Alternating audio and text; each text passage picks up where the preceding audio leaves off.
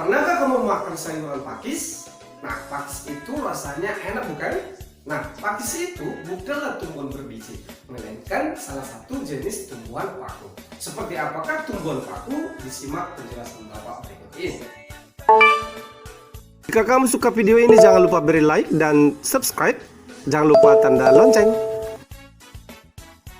Dalam pengklasifikasian tumbuhan di minggu lalu, itu ada tumbuhan Atrepophyta yang tidak berpembulu, serta tumbuhan Trichophyta ataupun berpembulu.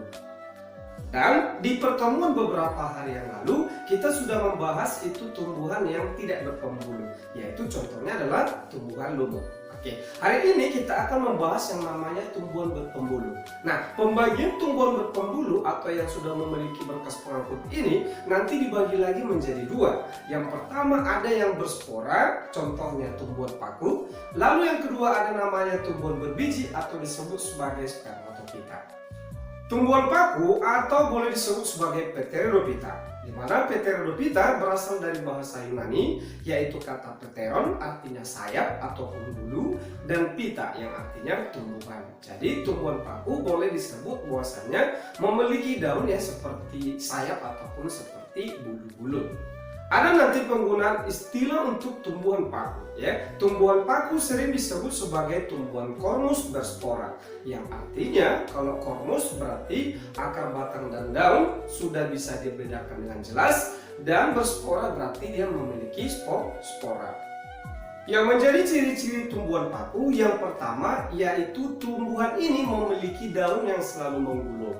Kedua, tumbuhan paku sudah memiliki yang namanya berkas pengangkut atau disebut sebagai berkas pembulu. Artinya dia sudah memiliki yang namanya xilem dan phloem. Berbeda dengan tumbuhan lumut sebelumnya belum memiliki berkas pengangkut. Nah, untuk tipe berkas pengangkut pada tumbuhan paku sering disebut nanti istilah tipe konsentris. Ya, pada tumbuhan nanti kalau disebut tipe konsentris, berarti jaringan xilem dan phloemnya nanti itu saling mengelilingi.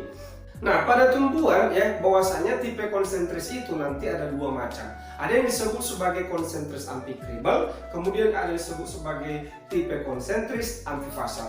Nah, untuk tumbuhan paku itu tipenya adalah konsentris amfikribal, yang artinya xilemnya selalu dikelilingi oleh yang namanya pembulu, tapis ataupun phloem. Ciri berikut bahwasanya tumbuhan paku sudah merupakan tumbuhan kormus, di mana akar, batang, dan daunnya sudah dapat dibedakan.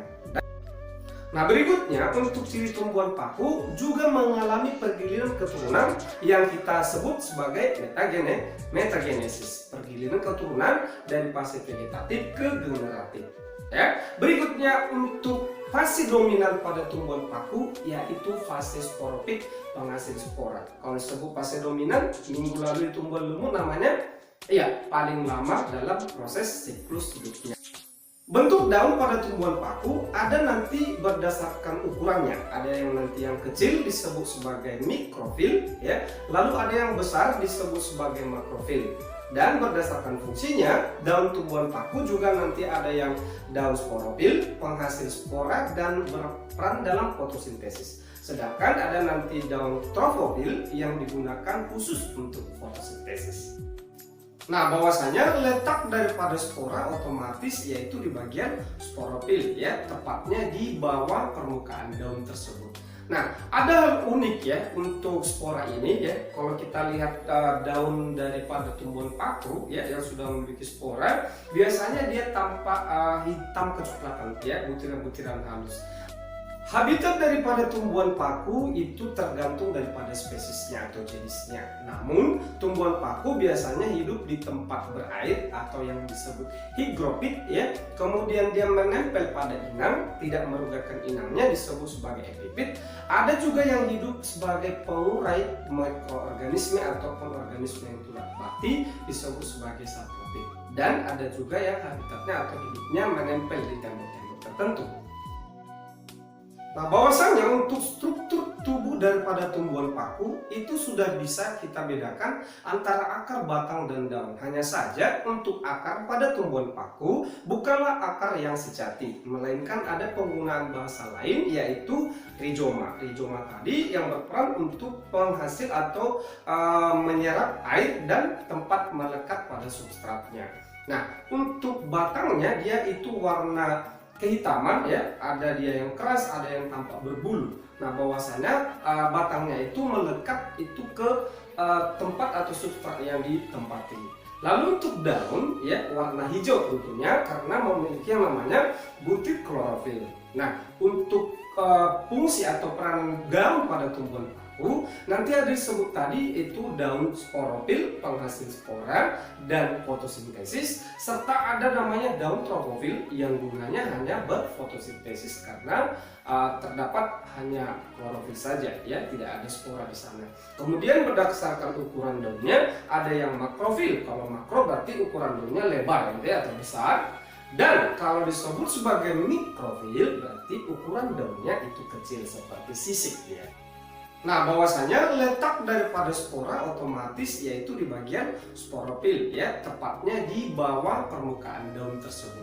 Nah, ada hal unik ya untuk spora ini ya. Kalau kita lihat daun daripada tumbuhan paku ya yang sudah memiliki spora, biasanya dia tampak hitam kecoklatan ya, butiran-butiran halus. Nah, bahwasanya kalau dia sekumpulan daripada sporangium atau kumpulan dari berbagai jenis kotak spora itu disebutlah nanti dengan sorus ya. Sorus dengan yang sorus atau sorus yang satu dengan sorus yang lain berderet atau berdentengan itu disebut sebagai sori. Dan di dalam sporangium nanti terdapat yang namanya ribuan daripada spora. Apabila sudah matang nanti dia bisa pecah keluar bersamaan dengan debu, air dan sebagainya. Nah, kemudian di bagian sorus ini nanti ada selaput tipis ya pelindung daripada sporangium itu yang disebut sebagai indusium. Kumpulan spora-spora dari ukurannya dari terbesar hingga terkecil nanti ada namanya kumpulan besarnya disebut sori. Sori di dalamnya mengandung sorus, sorus mengandung sporangium, di dalam sporangium terdapat spora. Reproduksi daripada tumbuhan paku ya bersamaan dengan tumbuhan lumut sebenarnya ada istilah penggunaan metagenesis. Perbedaannya untuk metagenesis tumbuhan paku ya yang dominan adalah fase sporofit. Nah, lalu untuk reproduksi secara keseluruhan pada tumbuhan paku ada nanti yang dalam bentuk aseksual atau tidak kawin ya melibatkan yang namanya rizoma. Rizoma nanti akan menghasilkan tunas atau gemar ya, nanti dia menjadi tanaman kecil. Nah, sedangkan untuk reproduksi seksualnya berarti adanya fertilisasi atau pembuahan antara sel kelamin jantan dan sel kelamin betina. Untuk mempermudah mengingat metagenesis tumbuhan paku, gunakan kata kunci sota antar jeps. Sedangkan kalau tumbuhan lumut dulunya, kata kuncinya sotolu antar jes. Jadi beda ya, supaya mempermudah kita mengingatnya. Berikut penjelasan metagenesis tumbuhan paku. Nah, bahwasanya spora nanti jatuh ke tanah yang sesuai, tumbuh menjadi protalium, di mana protalium ini adalah tanaman kecilnya ya yang bersifat haploid. Kemudian protalium nanti akan dewasa, dia membentuk kelamin. Nantinya ada yang jantan disebut antheridium dan yang betina dia nanti archegonium. Kemudian sel kelamin mereka matang dan terjadilah fertilisasi lewat peleburan sperma dan sel telur. Setelah terjadi fertilisasi akan terbentuk yang tiang embrio. Embrio berkembang menjadi tanaman baru atau tanaman muda. Nantinya akan tumbuh dewasa membentuk tumbuhan yang sporopit. Sporopitnya nanti sudah berupa kormus, akar, batang, dan daun sudah dapat dibedakan. Kemudian sporopitnya nanti akan berkembang dan akan membentuk yang namanya kotak spora atau sporangium. Sporangium ini nanti akan pecah dan muncullah spora dan berikut terjadi siklus untuk siklus metagenesis tumbuhan paku.